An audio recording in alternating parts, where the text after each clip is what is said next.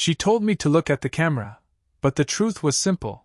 I couldn't look anywhere else when she was in the room. I didn't expect to notice so much before the camera even clicked. The studio wasn't large, but it carried the kind of quiet that makes every sound sharper, every movement more deliberate. A faint trace of coffee lingered in the air, blended with the clean smell of fresh paper rolls that lined the backdrop behind me. The soft hum of lights overhead set the atmosphere, steady and constant, like a heartbeat waiting for something to begin. And then there was her. She entered with the kind of calm confidence that doesn't announce itself loudly, but draws your eyes all the same. Mid-40s, graceful in a way that made time seem irrelevant, she wore her poise like other people wear jewelry, something natural, something chosen. Her smile was professional, warm without being familiar, yet it had an undercurrent that unsettled me in the best possible way. "Sit here, if you don't mind," she said, her voice smooth, carrying just enough authority to guide but not command. I followed, taking my place on the stool she'd angled toward the backdrop. My nerves surprised me. I had expected to simply sit, pose, let her do her work. Instead, I felt like I had stepped into a space that belonged entirely to her, and I was no longer just myself. I was being seen. Her hands moved with practiced ease, adjusting the lights, shifting the tripod, checking angles. When she approached me, her fingers grazed my shoulder lightly to correct my posture. It was such a small touch, almost nothing, but it sent an unexpected awareness rushing through me. Not attraction in the loud, reckless sense, but something quieter. A recognition. "Relax," she murmured, tilting my chin with the edge of her knuckle. The gesture was professional, yet it carried a softness that felt personal, as if she wanted not just to capture an image, but to draw something real out of me. The camera clicked. A sharp sound in the silence. But while she watched me through the lens, I found myself watching her instead. The way her brow furrowed in focus, the faint crease at the corner of her lips when she seemed satisfied with the frame. "Good," she said, lowering the camera. "But don't force it. Just breathe." I nodded, though breathing felt like the hardest task in the room. My gaze lingered on her longer than it should have.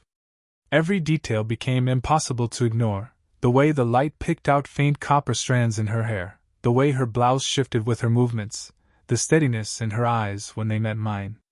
Another click. Another moment captured. But the photographs didn't feel like the real thing. The real thing was her presence, how it filled the room without demanding, how it unsettled me in ways I couldn't yet name. And in that first sitting, I knew, this wasn't going to be just about pictures. This was going to be about everything that happened in the spaces between the clicks of her camera. She lowered the camera for a moment, adjusting the lens with careful precision.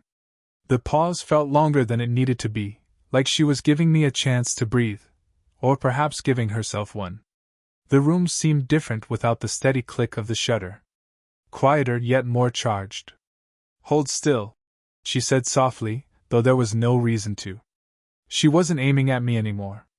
Instead, she bent down, fiddling with the cords near the light stand. The movement brought her closer, her shoulder nearly brushing my knee as she worked.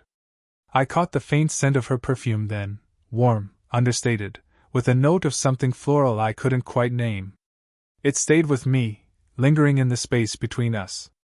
"Do you do this often?" I asked, my voice breaking the silence.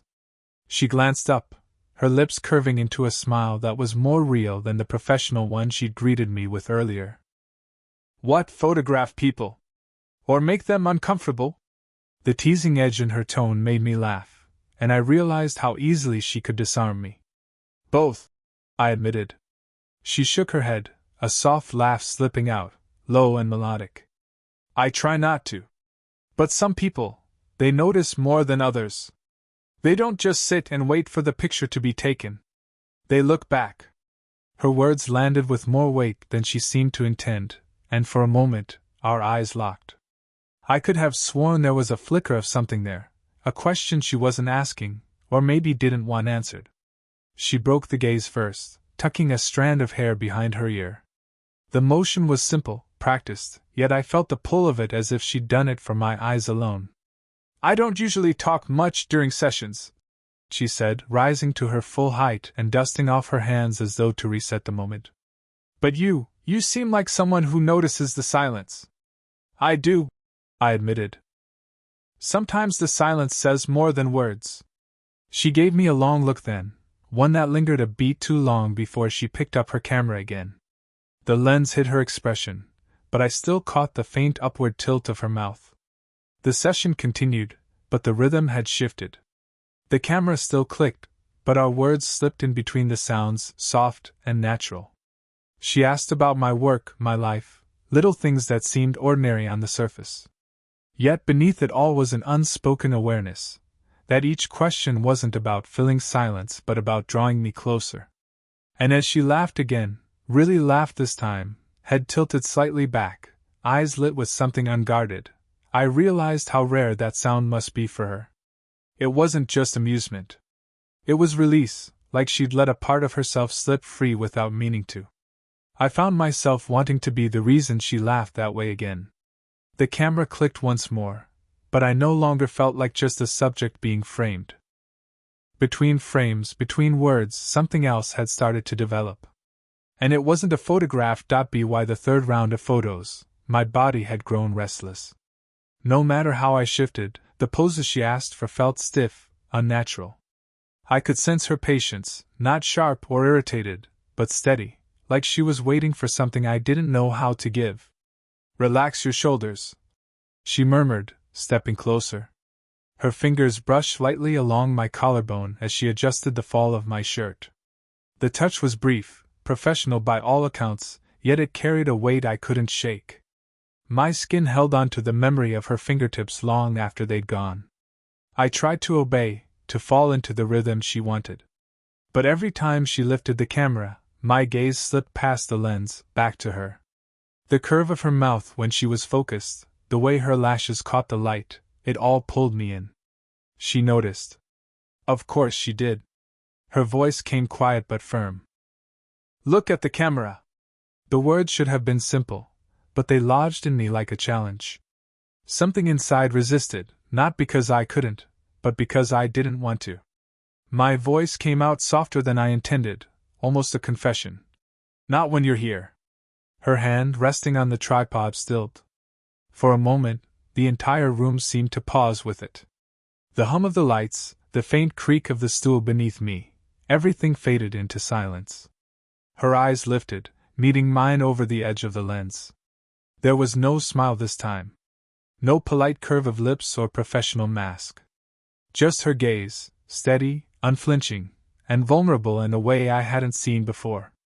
The air felt heavier, as though charged with something neither of us dared name. My chest tightened, not with nerves, but with the weight of being seen. I wasn't a subject anymore. I was a man, looking at a woman who suddenly wasn't hiding behind her craft. Her cheeks colored faintly, a flush that made her look younger, softer. She lowered the camera slowly, as if it had become too heavy to hold. You shouldn't say things like that, she whispered, though her voice lacked conviction. Why not? I asked, my tone as gentle as I could make it. She didn't answer. Instead, she turned her face slightly away, as though gathering herself. Her fingers fidgeted with the strap of the camera, a small, human gesture that betrayed the calm, collected aura she usually wore so well. I wanted to say more, to bridge the distance that had grown between us in that pause. But I held back. The silence itself was too precious, too raw. It wasn't the kind of silence that demanded filling. It was the kind that revealed what words couldn't. Finally, she lifted the camera again, though her hands weren't quite as steady. Let's continue, she said softly. But the space between us had already shifted. Each click after that wasn't just about framing light and shadow. It was about the unspoken truth hanging in the air, that something had sparked, something neither of us had planned for. And though the photographs might capture my face, they would never capture the way my eyes lingered on her, refusing to look anywhere else.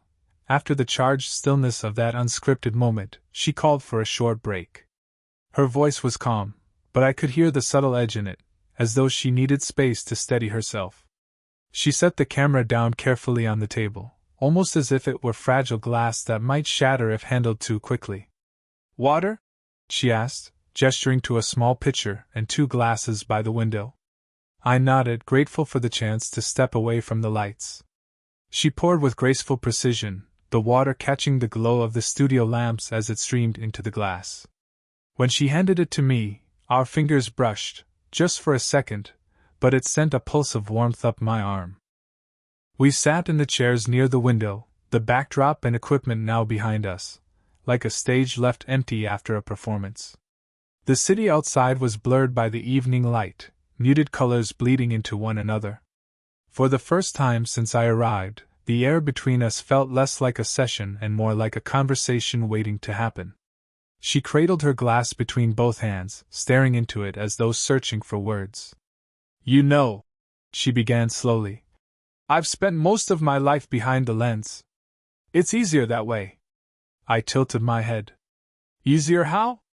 Her lips curved into a faint, self-conscious smile. Because when I'm the one holding the camera, I get to choose what's shown. I decide what people see, and what they don't. But when the camera is turned on me, it feels… She paused, eyes lowering to her lap. Exposed. Like someone might capture something I'm not ready to share. Her honesty caught me off guard. She said it lightly, but I heard the quiet ache beneath it, the kind of confession that doesn't come easily. It wasn't just about photographs. It was about her life, the walls she'd built, the safety of directing from a distance rather than being seen up close. I let the silence stretch before I answered, not wanting to rush the moment. Maybe being seen isn't such a bad thing, I said softly. Sometimes the things we think we need to hide are the things that make us worth looking at. Her eyes flicked up to mine then, wide and searching, as though my words had touched a place she wasn't used to letting others reach. For a brief second, she looked younger, stripped of the composed elegance she carried so easily. And then she laughed, though it wasn't dismissive, it was gentle, almost grateful. You're far too young to be saying things like that. I smiled, leaning back in my chair. Maybe. Or maybe it just takes meeting the right person to make you say them. Her laughter softened into silence, and in that quiet, her hand shifted, just slightly, until her fingers grazed the back of mine resting on the arm of the chair. The contact was light, almost accidental, but I felt it as though she'd pressed her entire palm to my skin. Neither of us moved away. In that moment, I wasn't her subject, and she wasn't just the woman behind the camera. We were simply 2 people, sitting close, sharing a truth neither of us had expected to surface. And for the first time, I felt her not as the one who captured others, but as someone who longed quietly to be seen herself. The break had softened something between us. When she finally rose and picked up her camera again, her movements were less mechanical, less like a professional task, and more like a continuation of a conversation neither of us had finished. I returned to the stool, but this time, I didn't feel like a subject waiting to be arranged. I felt like I was part of something unfolding, something more fragile and alive than any photograph. She adjusted the lighting, but her instructions no longer carried the clipped sharpness of before. Don't think about posing, she said, her tone low and almost tender. Just sit how you are. Let me see you. The words shouldn't have held weight, but they did. Let me see you. It wasn't about angles or composition anymore. It was about something deeper, something human. I shifted slightly, leaning forward on the stool. She studied me for a long moment, the camera hanging loosely in her hand instead of raised to her eye. I felt her gaze tracing over me, not in a way that made me self-conscious, but in a way that made me want to give her more to look at. When she finally moved closer, it wasn't with the brisk steps of a photographer correcting her subject. It was slower, more deliberate. She reached out, her fingers brushing the edge of my collar. Your shirt, she murmured, smoothing the fold. The fabric rustled softly under her touch. Her knuckles grazed the skin of my neck as she tugged the material into place, and the faint warmth of her hand sent a tremor through me. I inhaled, catching the delicate scent of her perfume again, something floral, understated, but rich enough to linger. The nearness of her body made the air between us heavy. I could feel her breath, subtle but there, brushing against my cheek as she leaned in. There, she whispered, more to herself than to me. But she didn't step away immediately. Her hand lingered on the fabric a moment too long, fingers resting gently against my chest before she pulled back. The camera clicked once, then again. But I hardly noticed the sound. What I noticed was her eyes, how they softened when she looked at me, how they seemed to study not the shape of my jaw or the tilt of my shoulders, but something quieter, deeper. She lowered the camera and tilted her head slightly, as though she were puzzled by what she saw. "You're not easy to photograph," she said. "Why not?" I asked, curious. "Because you're not performing," she replied. "You're just here. And it makes me look past the frame." Her honesty disarmed me. I wanted to say something, but the words tangled in my throat. Instead, I let the silence hold us together. Her next shot was taken from close enough that I could hear the faint click of the shutter like a heartbeat. And when she lowered the camera this time, she didn't step back. The distance between us had shifted. No longer professional. No longer safe. And in her steady gaze, I saw it clearly. She wasn't just trying to capture a photograph anymore. She was trying to capture me. This part leans into proximity, subtle touches, and the recognition of shifting boundaries, building romantic tension while keeping it tender and respectful. Backhand index pointing right. Should I go ahead and expand part 6, the lingering frame, next, since it's the peak of unspoken tension? You said, expand keynote 6, 550 words, ChatGPT said. Here's the 550-word expansion of keynote 6, the lingering frame, 4. The photographer said, look at the camera. I replied, not when you're here. The session should have ended already. We both knew it. She had more than enough photographs, more than enough moments frozen into pixels.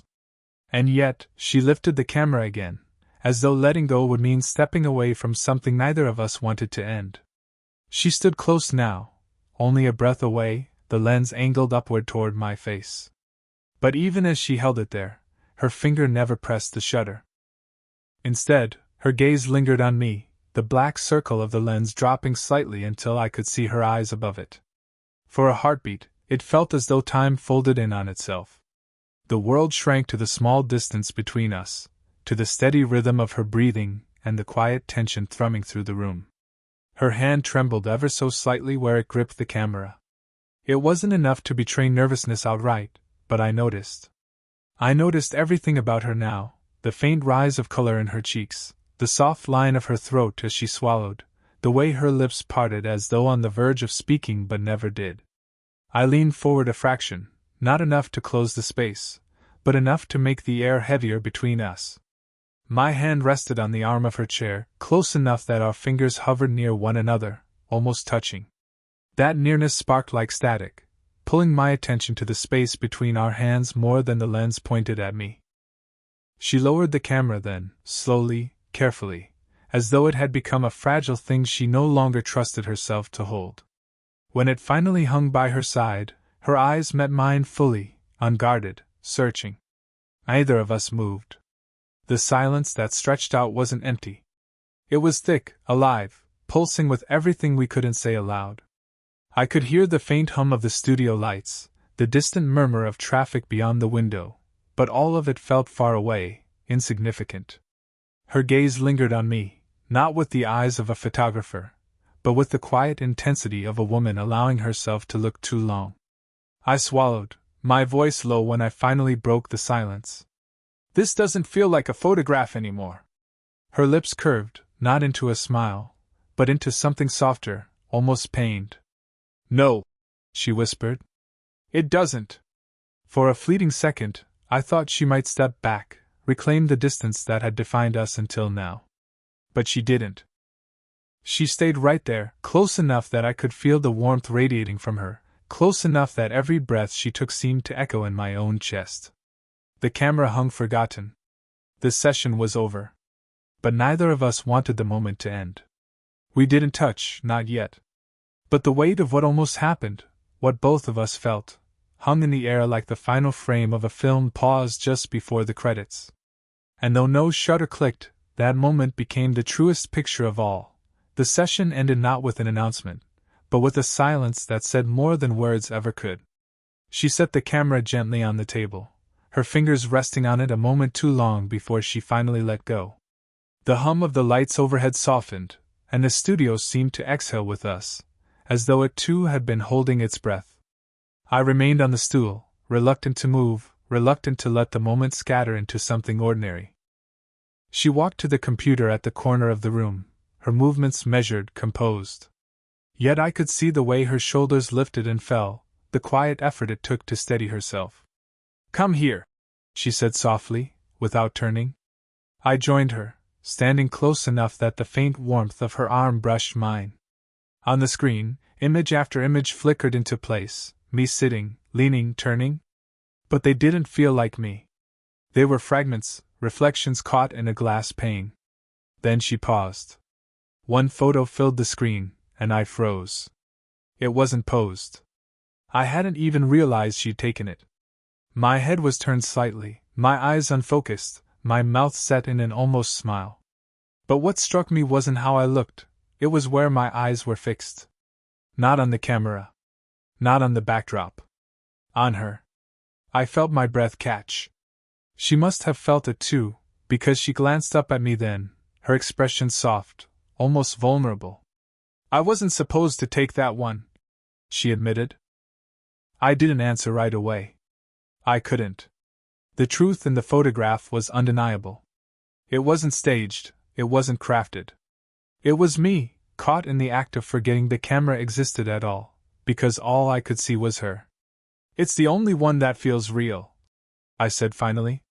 My voice came quieter than I meant, like it belonged only to that room, only to her. Her lips curved into the smallest of smiles, but it reached her eyes in a way that none of her practiced expressions had. "Then it's yours." The offer caught me off guard. "Mine?" She nodded, closing the folder of images and letting the single photograph linger. "Yes. Some portraits aren't meant to be displayed. Some are meant to be kept." The words hung between us, and I realized she wasn't just talking about the photo. I turned to her then, and without thinking, my hand lifted, brushing lightly against her arm. Not bold, not demanding, just a touch, warm and steady, meant to say what I didn't have the courage to put into words. Her eyes softened, and after a heartbeat, she returned the gesture, her fingers pressing gently into my forearm. A quiet acknowledgement. A promise left unspoken. Neither of us tried to define what had happened, what it might mean. We didn't need to. When I finally stepped toward the door, she followed me with her gaze. Just before I left, she touched my sleeve, her fingers lingering for a fraction longer than politeness required. "This won't be our last," she said softly. And in that moment I knew the truest portrait wasn't the one saved on her screen. It was the one etched between us, the memory of a room, a silence, a touch that carried more than any photograph ever could. 28.